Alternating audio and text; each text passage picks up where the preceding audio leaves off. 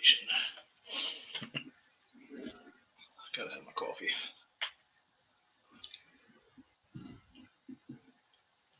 Hey guys, welcome to Project Mellow Music's YouTube channel with your host El Young, and we are here with the brilliant Tubefreeks. So, welcome guys. What's up, How's it man? going? What's happening? Yeah, pretty good, pretty good. So, guys, could you introduce yourself and what you do within the band? Right on. I'm Paul van Valkenburgh. I'm the lead singer and the bassist in the band. I'm George Cook, and I play guitar in the band. What's up? I'm Chris. I play drums in the band. You sure I think so. I guess the drummers don't get included. Yeah, they're just an afterthought. Leave them in the van. The official timekeeper. Rob couldn't be here. So Yes. Yeah. Our lead Portillo. guitar player, Rob Portillo, is not here. Yeah, yeah. So, guys, let's dive into some questions. As kids, what were you listening to? Well, for me, a lot of the classic bands. Grew up listening to Metallica, Guns N' Roses, Jimi Hendrix, AC/DC, The Scorpions, Aerosmith, Heart. Of course, Black Sabbath was a huge influence. When I was a kid, that is, all those bands. Tons of great music. How about you guys? I, aside from all the greats he mentioned, I probably would say Golden Earring, which would be another band from back in the day, and then I was really big into like Slipknot, things like that, bands like that. as for me, it started with maybe a couple of the older bands just from stuff my dad, was always listening to, like Boston, Jimi Hendrix, and then from there I started getting into Green Day, Offspring, bands like that through the '90s, and then I started getting into heavier stuff later on, like Seven Dust, Godsmack, Slipknot, and such. So, And of course, we have to mention Led Zeppelin. Yeah. I mean, you're from England, of course, we have to say Led Zeppelin. Yeah. I think Yeah. also I had kind of like a glam rock influence there growing up. I liked a lot of that. It was kind of a flash in the pan in most people's eyes, but it stuck with me. So. Cool. So, who actually inspired you? Who actually got? That's another question. Who actually got you into music? Was it a family member, or was it through a friend, or or did you go, or did you find the music yourself? Well, I can take that one first. I blame the whole thing on my sister. It's all her fault. Because I grew up in a family of musicians, and my dad was a concert level pianist. And in second grade, I was taking clarinet lessons, and my sister had some Black Sabbath and Rush albums and Heart, their old stuff, which was killer. And so I started getting into that. And a short time later, I said, Dad, I don't want to play clarinet anymore. I want to play drums. So that's where it all started for me. How about you guys? Well, for me, I started taking piano lessons like kind of with an iron fist. I didn't want to do that. And I was like made to take piano lessons when I was young. I actually got pretty good at it, if I do say so myself. But second I was able to, earn an allowance or anything like that, or mow some grass, I saved up to buy a guitar, and that's pretty much the rest is history on that end. Quit piano. I mean, I still play piano for fun, I guess you could say, but focused on the guitar at a very young age after I was able to buy my own, because nobody would buy me one. But yeah. So. I guess as far as me, I would say both sides of my family have usually been pretty musical. More so my mom's side, so I take after that. And I actually got inspired to play drums from my cousin Dave. And I think I was, I don't know, maybe 4 years old, just watching him play at one point, and then I thought it was the coolest thing ever. So, at that time, I used to play with Tinker toys and flip the cans upside down, and used to beat on those quite a bit, be obnoxious like that. But and then joined school band from there, and of course, then rock and metal took over, and then now here I am. As it does. Metal corrupted me in a good way. Yeah, it did. Yeah, I agree with that. I agree. We're still trying to recover from it. Yeah, there is no recovery. Yeah. So, who actually inspired you to become a musician? Was it your dad, or was it your mother, or a family member, or even a friend? Or Oh, was it some? It was the chicks, for sure. I mean, Still the chicks. it's still the chicks. For me, like my How's that working out? Wait a second here.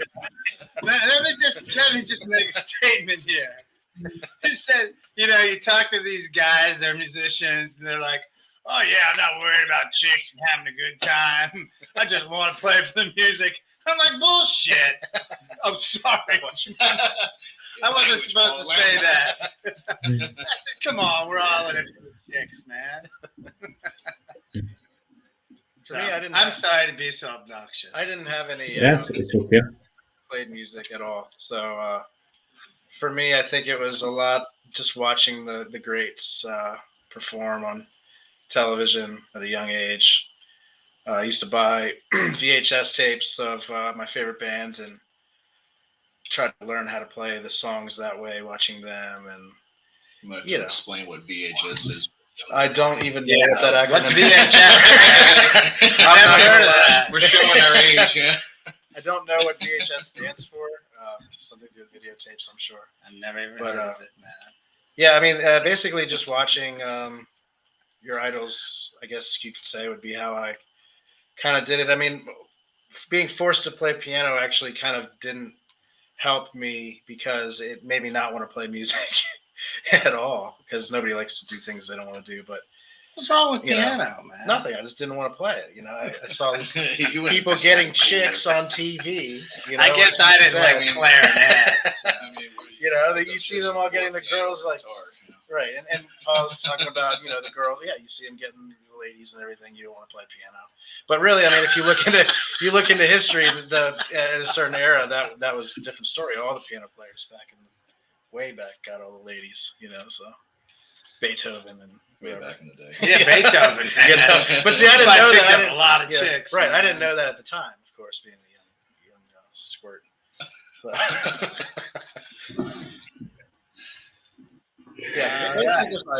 do you have an answer for this one, Chris, or are you just going to move on to the next question? Yeah, move on. Yeah, so who were you in any bands before Tubefreeks? I was in some bands, but these guys were in a notable band. So why don't you tell them about Kalesis and the stuff? Well, Chris over there and myself were in a band together called Kalesis for about 8 years. That was it was about 7, 8 years. 7, 8 years. That was, I would say, like 2009 ish to 7 years from then, about 2016. But I mean, we played a lot of shows together, thousands of hours of playing time together, and basically we went our separate ways for a little while and rekindled that musical relationship because I already knew Paul and the guys from Tubefreeks for a very long time. We're kind of peers in that arena, playing shows in our region and on the East Coast of the United States, things like that. And, came together well from that front. Yeah, so we played some shows together before they were in Tubefreeks, and so I really liked these guys. Their style. I didn't like them so much personally. That's okay. But I like the way they played He music. still doesn't like it. Yeah, we're working on things. But so I saw him play live, and He's just mad because he plays bass. yeah, he says I'm mad because I play bass. I'm the lead singer, dude. And so, Yeah, right. so Gets all the shit. I know I saw him. I saw them play, and I said, I'm going to steal these guys one day. And so I managed to do that. He was scouting Yeah. us for Yeah, I years. was scouting, talent scouting. Funny, I never got a signing bonus. So I don't know. We didn't offer a sign-on bonus. I'm No. just kidding.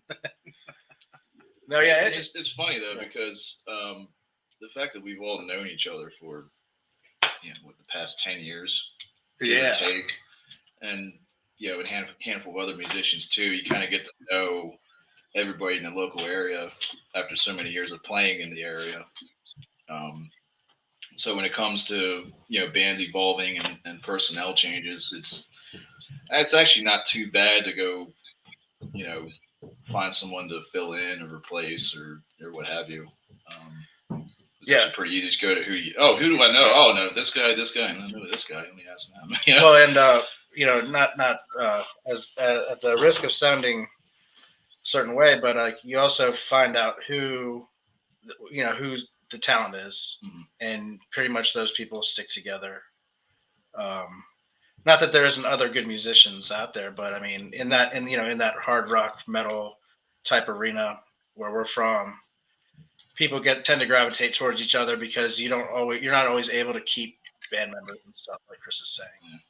So, Well, yeah, and also, I mean, I'd like to point out that when Chris joined the band, it changed our direction a little bit in an overall sense. Our old drummer was great, but Chris plays with a little bit of a more aggressive, modern-y style. Maybe you'd say that. say More edge. And so naturally we wanted to take advantage of that and move in a heavier direction. And so our last album was really cool. There's a lot of good stuff on that and our previous ones. But this album, we definitely purposefully moved in a heavier direction. And that was not only because we like heavy stuff and wanted to do that, but also just our natural skill set, like with Chris joining the band and Rob also, our guitarist, has a real heavy background, and same with George. So And Rob is like super talented. I mean, he could give lessons just off the cuff to anybody and make them better instantly. So it's really good to have people like that, around you that you can, basically reach out to at any moment. And you're already friends, you already know each other, and come together and make good music, That's it. Well said.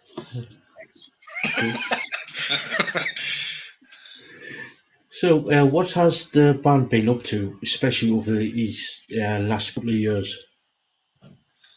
Well, so the last couple of years, we've played some shows this year, like maybe 3, but we spent the last couple of years writing and recording the new album Unhinged, which is available worldwide on November the 5th, coming up here next Saturday. Yep. And so we're super proud of that album. We worked our butts off to really pay attention to details, and we dumped a bunch of stuff that we didn't feel, made the cut. So we took the best of the best. And so we could talk more about the album if you want, but the other thing is with shows, our CD release party is next weekend on the 5th. And so we always do this where we have a big party, invite another band that's friends of ours, and just jam and just party, and then have copies of the CD. We're giving them to everybody for free that comes out. physical copies. And so, that's what we've been doing. And then we're going to follow up on the album after that and start to write some more. Yeah, I think another deserving note on top of that about the new album is anybody that listens to it that can appreciate it sonically would have to know that our man Chris over here recorded the entire album in his studio, which is a professional studio at his home. And I think that probably elevated it as well because, you got high stakes in the game, when you're also in the band. That we had to, because we were, doing all that ourselves, that allowed us a lot more time to devote to all the details and everything, versus, having a budget and going, somewhere else. We weren't opposed to that. Or over budget. Yeah. Yeah, Chris was an amazing, recording and mixing engineer. Still, suffering through pain from all of the takes he made me do. It was brutal. Speak softly, but carries a big stick. No, it was awesome. Everybody's talked about the production of our album, and that was Chris. I mean, how convenient is that for us to have that in the band?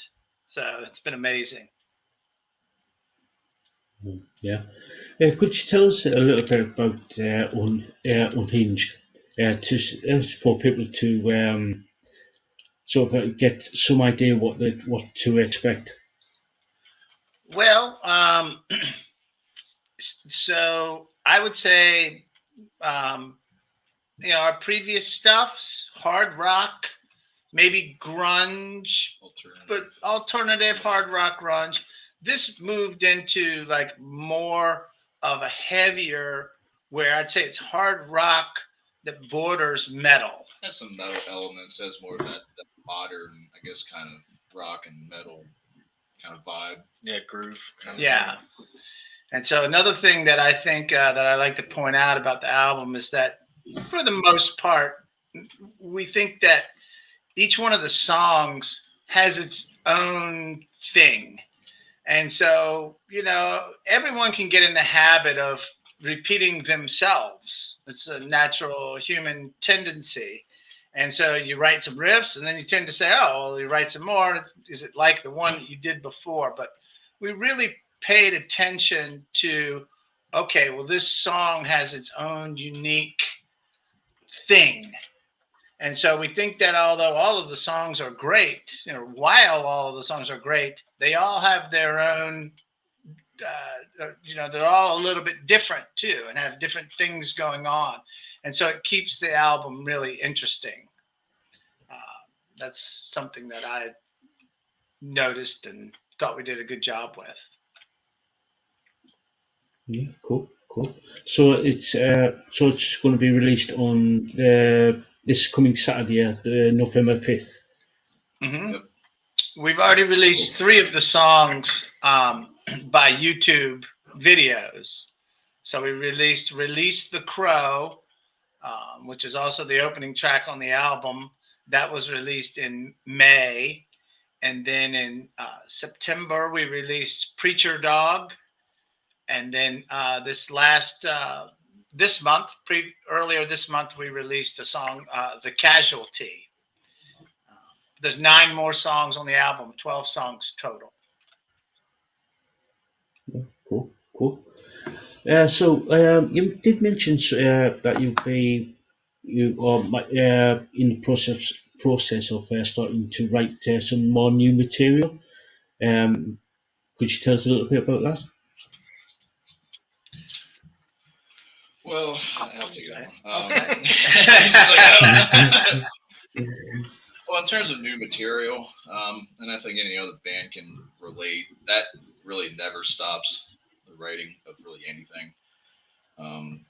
Even through writing this album, there's been a couple random things, little ideas, nothing complete, but we always have ideas that we're always putting down here and there, just because you never know the next time around, by the time we get through this cycle, we could have a handful more songs already ready to go, to record and everything. But that never stops. It still fits with the theme of Unhinged in terms of like the heaviness, more modern sound, I would say. This is like the couple, latest ideas that is. They still fall in that, I guess, kind of more in the metal realm, if I had to classify it as something. As of now, it's hard to say because everything, those ideas will evolve. I mean, all the songs on Unhinged have evolved, quite a bit. I mean, for instance, Release the Crow, we went through, like 3 or 4 or 5 different iterations of the chorus section until we finally were like, okay, that's something that we all actually like. Yeah. So that's why, like, that's kind of a rule we have with ourselves is, now there's obviously going to be compromise here and there, but for the most part, we all have to like everything, generally speaking. Yeah. And that's what really helps us, motivate, push each other even more. So that way that keeps, keep the ball rolling, so to speak, and just constantly crank out ideas. We get better with that every time. Yeah. And speaking of motivation, I think that, constantly having new material ready to go keeps the fans motivated and, wanting more, because, if you disappear, people tend to, not forget about you completely, but you want to keep the music in the hands of the fans as much as possible. So. Yeah, and to follow up on that point directly, I think we maybe sort of made that mistake before where we put out a good album, but then we spent 2 years, touring on it, and that was great. But then when we went to start writing again, we kind of started from scratch, and then that takes another 2 years by the time you get through all of the writing and then all of the recording and the mixing and the mastering and the production. And so then you've spent too much time.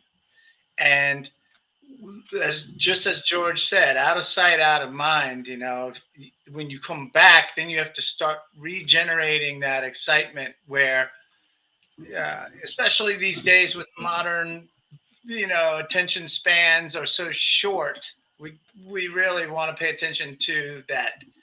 You got to keep releasing stuff and keep putting stuff out there. And so we definitely want to try to not take so much time so that we can just keep getting stuff out there. Yeah, and to add to that, it'll be interesting how we approach the next, X amount of songs. In terms of evolving our process for doing that, in terms of like an efficiency standpoint, like with Unhinged, if anything, the pandemic actually bought us more time to really refine all of those songs. Because for a while nobody was touring or anything like that. It was a lot of stuff shut down over here. I'm sure over there too, where you're at. So it bought us time to write more music and refine the material. Whereas now that everything's back up and running again, it'll be interesting to see how we approach that process this time around in terms of evolving that process. So that way we can still continue to play shows while in between we're still writing at the same time. Now, given with the technology nowadays, it's a lot easier to do that, versus like, let's say 30 years ago, because now, I mean, as long as you have a laptop and something, even just one microphone, anybody can record just an idea. And with the internet, we could send things back and forth. So, stuff like that can help streamline things a little bit. Yeah, I mean, you could even do it live with each other. Yeah. You can, but it's still got to be cool though. And that's one of those things is like, anybody can just make up a riff, but is that riff worthy? Right, doesn't make the cut. Yeah. So well, that's one of those things. Like, even if we write stuff on our own time and send them to each other and stuff like that, we still won't fully know how it's going to sit until we all actually play it together. Right. And of course from there, things definitely will change. But Yeah. I think that's part of the evolution, though. Yeah. So it's just a matter of just figuring out a new strategy, as technology evolves and everything. You know, because like they said, like everybody has a very low attention span these days, so you can't just stop playing even for a year. You have to, you know, you have to stay relevant somehow. Yeah. Which is really hard as fast as everything moves these days. Yeah. So, are you planning any tours, whether it be in like North America or coming over to Europe and the UK, or going down to say South Africa or over to Japan or Australia? Well, when it comes to the international stuff, we would absolutely love to come and play in Europe, the UK and Europe, as well as like Australia, South Africa. So if anybody's listening and they can help us put it together, please help us. We would love to get over there.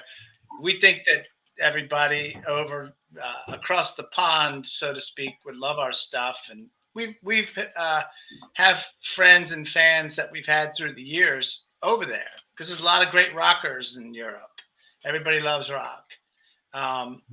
Here in the U.S., we would love to go out on one of those, 2-month tours. But the problem, and I'm sure a lot of other original bands that don't have a lot of backing and aren't signed, is that, we all have to have jobs during the day.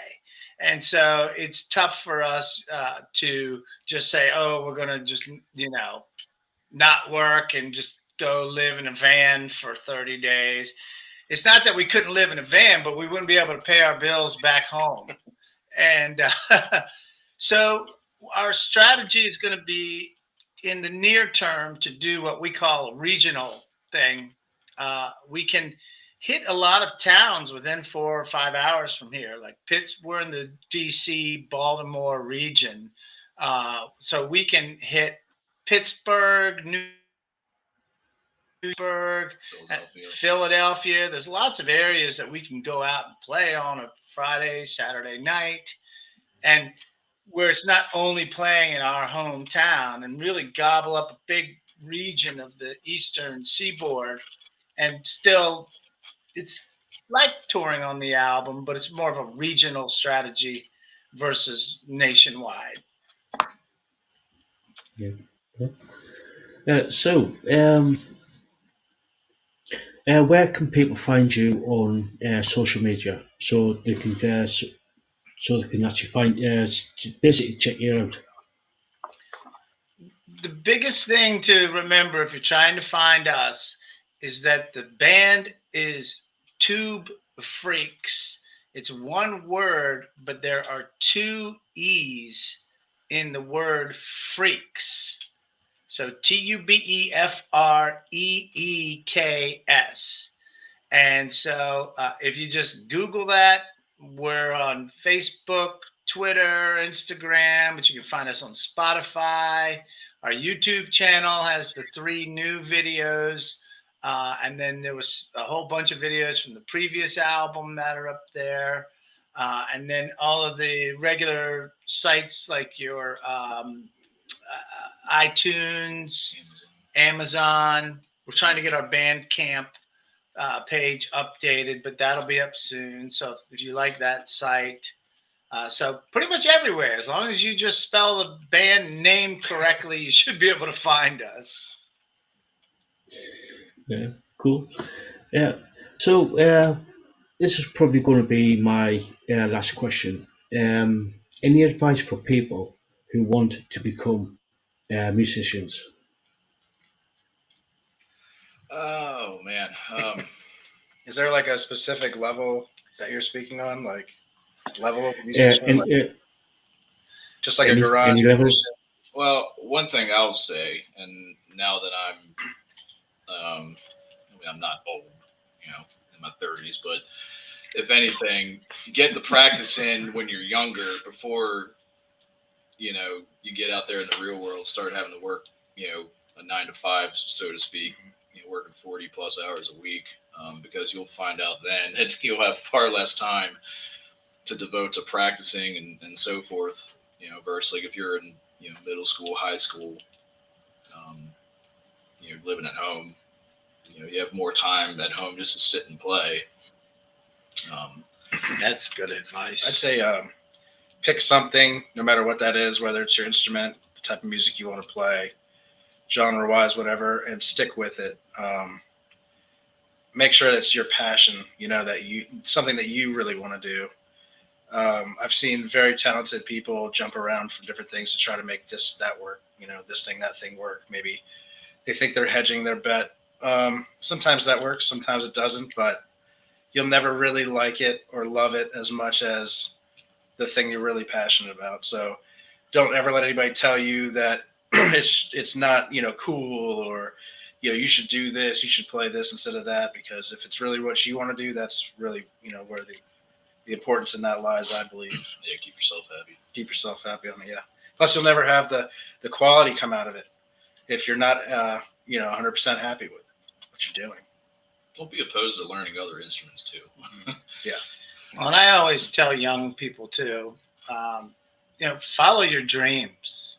Your parents are going to tell you, in some cases, a lot of cases, hey, that's a waste of your time. Don't do that. Well, if you love it that much and you want to do it, follow your dreams.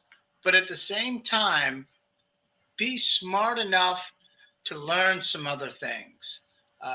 Chris and I were talking about this. A lot of even national acts, guys will have side hustles where they do some stuff on their computers during the day, because being in the entertainment business is tough. It's only the top percentage that can really make a good living in it. And so, again, follow your dreams, but have another way to have a backup plan and make some money, because then that allows you to continue to do what you want to do. Be realistic at the same time. Yeah. Yeah. Sound advice. So, guys, thank you so much for coming on and doing this little interview. It's been an absolute pleasure. Thank you for having me. Thank you, Elliot. Appreciate it. Yeah. Make sure, guys, go check out Tubefreeks on their social media. That's TUBEFREEKS.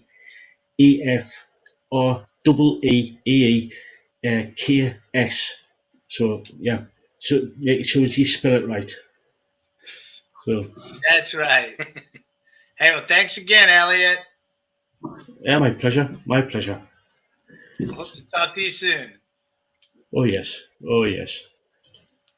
Okay.